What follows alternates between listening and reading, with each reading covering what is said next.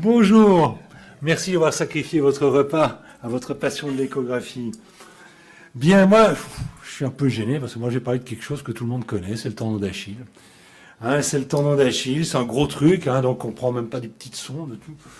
C'est un gros truc, mais en fait, quand quelqu'un de vos patients arrive avec une douleur de tendon d'Achille, il vous dit j'ai une tendinite, toujours pareil, vous dites attendez, on va quand même d'abord voir si c'est ça, parce que quand vous voyez ce qu'on peut avoir dans le coin comme pathologie, je vous laisse lire, c'est quand même pas mal de choses. C'est quand même pas mal de choses sur cette coupe sagittale, et vous rajoutez sur la coupe axiale, vous avez le tendon du plantaire d'un côté, vous avez le nerf sural de l'autre, il y a quand même des choses à voir, des choses qui peuvent faire mal à votre patient, et avant de dire tendinite, je pense qu'il faut dire quand même autre chose. Alors, les pathologies qu'on y rencontre sont extrêmement fréquentes, regardez, rien qu'au niveau de l'extrémité inférieure du tendon d'Achille, on peut avoir un conflit de la Glunt, des tendinopathies sans conflit, des anthésopathies, des anthésites, des bursites, des désinsertions. Et puis, comme diagnostic différentiel, il y a pas mal de choses aussi. Vous avez l'os, avec la fracture, vous avez le plantaire, le nerf sural, le caguaire, le solaire distal et le conflit postérieur. Donc vous voyez qu'avant de dire à votre patient, c'est une tendinite, allez hop, vous mettez des semelles et c'est fini, je pense qu'il faut aller un peu plus en profondeur des choses. Et surtout, ne pas louper un conflit de Haglund. Alors ce conflit de Haglund, quand vous faites la littérature, c'est un petit peu la panade, parce qu'il y a des différences entre les cliniciens et les imageurs, et il y a aussi beaucoup de différences entre les francophones et les anglo-saxons. Ils le bump, ça veut rien dire. En fait, le conflit, c'est un conflit entre la face antérieure de l'extrémité distale du corps tendineux et le versant postéro-supérieur du calcaneus. C'est ça. Ça, c'est un conflit de Haglund. C'est ça qui compte. Pourquoi ? Parce que comme sur ce schéma de Gérard Maurer vous le montre, lors de la première phase du pas, vous avez un déplacement postérieur de votre calcaneus qui se verticalise et qui vient agresser, entre guillemets, la face antérieure de ce tendon d'Achille, exactement au point de contact entre les deux. Et donc c'est à cet endroit-là que vous devrez chercher les lésions. Et je vous rappelle quelle est l'anatomie précise de cette zone dentaise. La zone dentaise, le tendon d'Achille ne s'accroche pas de là à là. Le tendon d'Achille s'attache à la partie distale de cette face postérieure. À la partie proximale, vous avez une autre, je dirais, insertion, mais avec une solution, une petite bourse qui fait office de glissement entre ces deux parties, c'est-à-dire la face antérieure du tendon d'Achille et la face postéro-supérieure du calcaneus. Et vous avez là aussi le fibrocartilage. Donc on peut presque dire qu'il y a deux anthèses différentes. Vous avez une anthèse distale et une anthèse proximale qui est faite d'un tissu de glissement et qui peut être donc agressé. Agressé par quoi? Qu'est-ce qui va favoriser ce conflit? Il y a deux choses. D'une part, le pied creux, parce qu'il va verticaliser le calcaneus, et d'autre part, l'aspect remanié, agressif de ce versant postéro-supérieur. Alors tout le monde connaît l'angle de Chauveau et Liette, mais ce qui est important, c'est de faire des clichés en charge. Parce que si vous ne faites pas des clichés en charge, vous ne verrez pas ce conflit. Et c'est pour ça que ça doit absolument être effectué en cas de pathologie du tendon d'Achille. On verra aussi une autre chose. L'angle de Chauveau-Liette, tout le monde le connaît, personne ne l'utilise. Donc en fait, il faut être clair. Dominique Chauveau est un ami, mais enfin, c'est vrai. Je ne sais pas si vous, mais moi, je n'ai jamais utilisé. Je regarde si il y a un conflit sur le cliché de profil en charge. Voilà, c'est ça qui compte. Tout le reste, les angles, c'est de la faute. Pour moi. Alors, qu'est-ce que ça va donner? C'est ça qui est important. C'est que ça va donner une dilacération, une véritable rupture partielle, transversale des fibres antérieures du tendon, dans le plan longitudinal et dans le plan axial. Regardez, c'est une rupture partielle. C'est peut-être les seules ruptures partielles vraies du tendon d'Achille.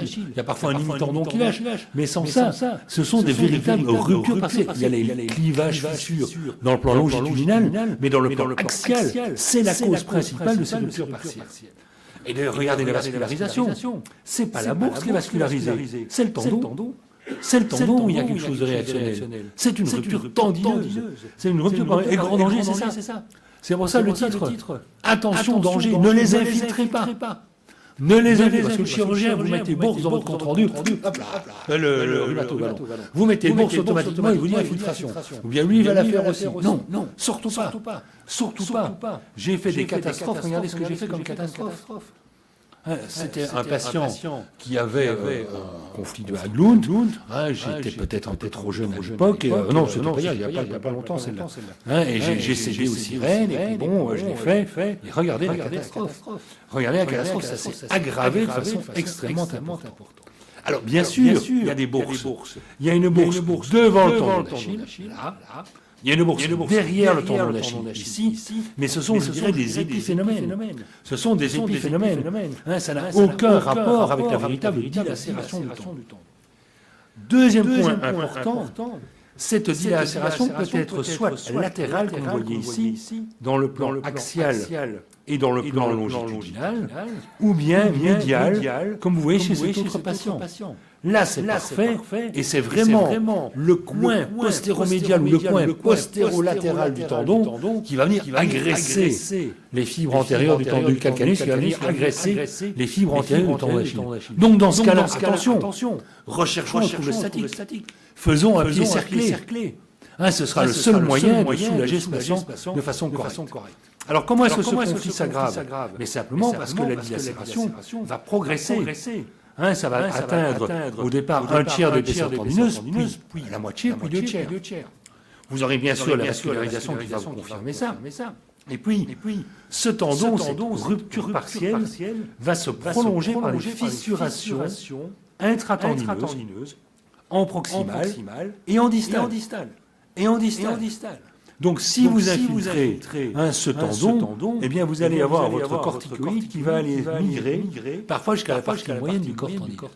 Donc, c'est pour ça, attention, et surtout, quand vous faites votre échographie, faites-la en position détendue, d'une part pour le Doppler, mais aussi pour dépister ces fissurations qu'on collabe complètement si vous mettez des orteils sur le bord de la table, vous collabez tout ça.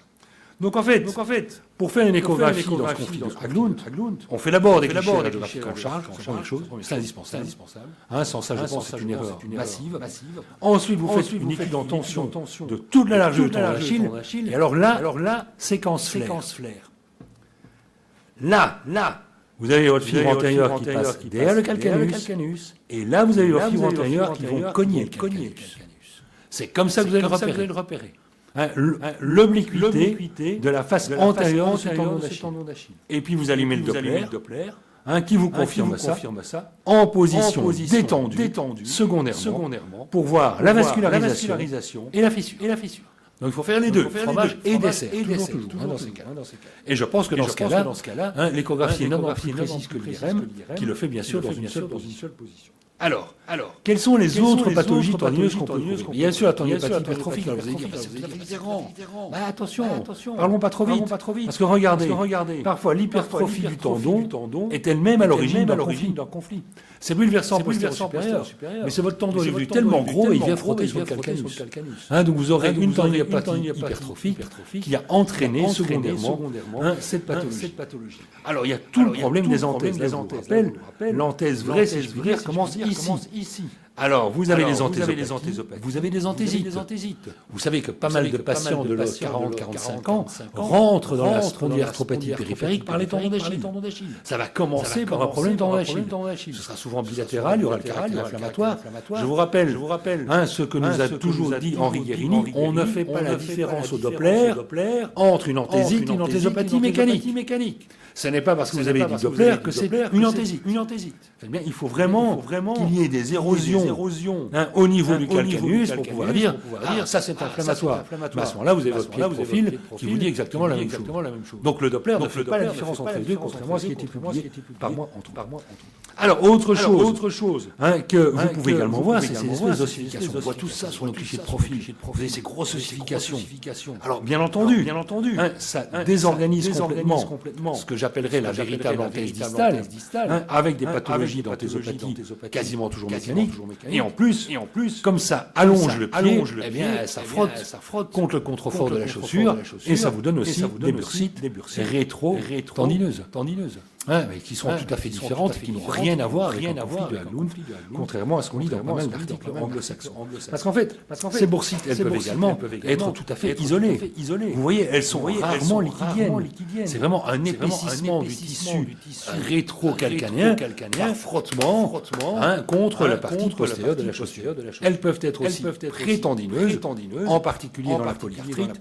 Et alors, à ce moment-là, quand vous voyez que votre tendon passe parfaitement derrière, qu'il n'y a une vascularisation uniquement dans la bourse, à ce moment-là, bien entendu, on peut infiltrer ça sous contrôle radiographique. Il y a également des désactivations distales. Celles du tendon d'Achille sont relativement rares, même très rares, mais beaucoup plus fréquemment, vous aurez des plantaires. Des plantaires qui vont se détacher de leur insertion sur la face médiale du tendon d'Achille distal ou du calcaneus. Alors, quand c'est... Je voulais vous revenir en arrière, pardon. Je ne pense pas que je puisse revenir en arrière, non. Désolé. Quand c'est...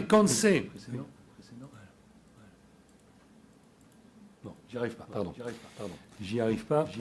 Ce que je voulais dire, c'est qu'il y a non seulement des ruptures complètes de ce tendon plantaire, mais vous pouvez aussi avoir des ruptures partielles du tendon du plantaire, avec des simples épaississements qui peuvent mimer vraiment une pathologie du tendon d'Achille.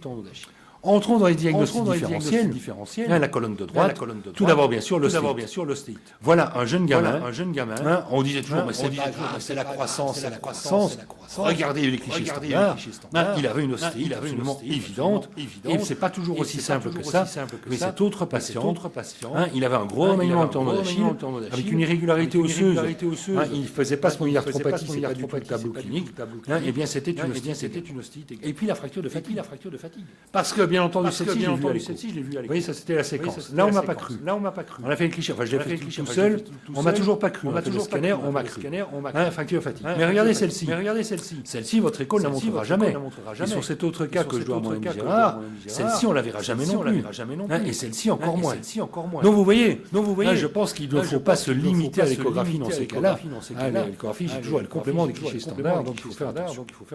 Reparlons un petit peu de ce plan. En effet, il y a le tendon d'Achille, il y a le signe plantaire, et puis de l'autre côté, il y a le nerf sural. Le plantaire en médial, il peut faire des ruptures complètes. Regardez ici. On voit bien les deux fragments rétractés de part et d'autre. Parfois, vous avez vraiment la gaine vide, tout à fait typique de la rupture du plantaire.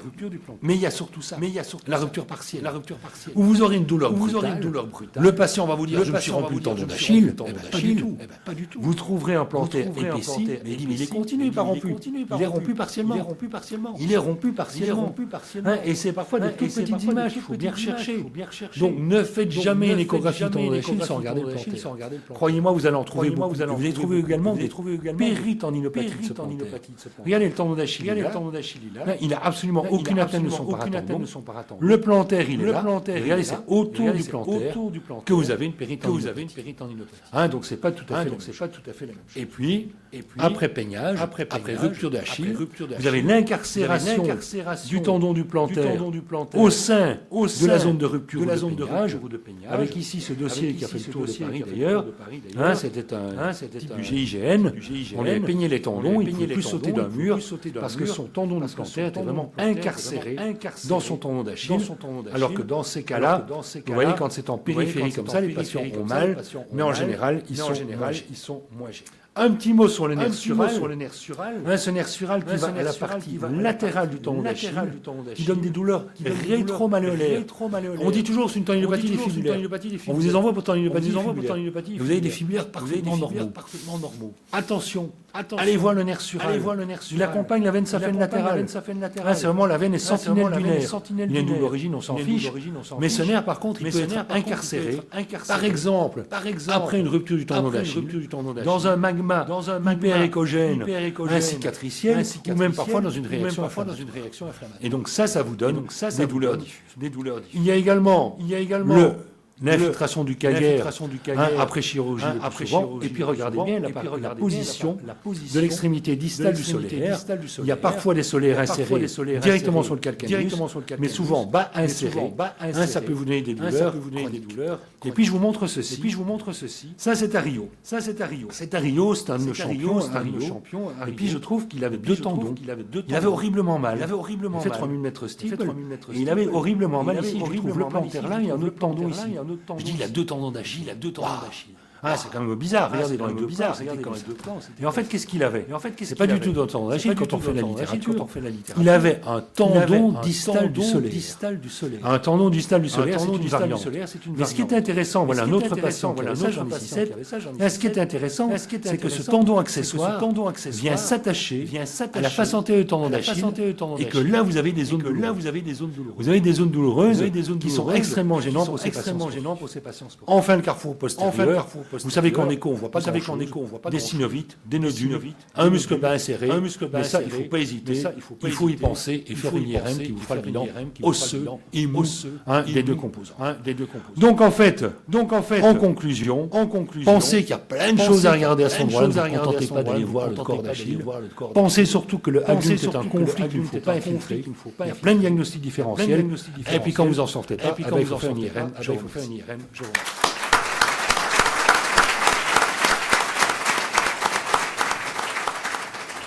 Tu continues à t'améliorer. C'est du bon vin, tu sais. C'est du bon vin, c'est du vieux vin. Tes ruptures partielles du plantaire, t'en as trouvé beaucoup? J'en ai une dizaine dans ma collection, pas plus.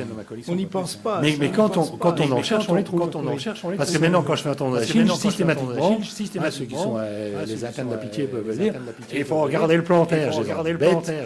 Et puis systématiquement, on va le plantaire et puis on descend. Et de temps en temps, on a bien fait. Et les pathologies du ciral, c'est vraiment toujours des incarcérations du sural, moi celles que je connais.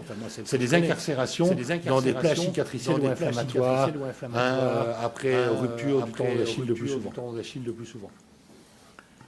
Cliché de profil, en charge, extrêmement en charge, ne pas infiltrer. Vous avez vu ces fissures, quand vous infiltrez la bourse, en fait, vous infiltrez le tendon. Si le tendon se rompt, c'est pour nous. Visiblement, ces sondes ont fait progresser aussi notre connaissance, notamment sur cette anthèse. Des questions? Il ne nous reste plus qu'à remercier les orateurs qui ont été extrêmement brillants.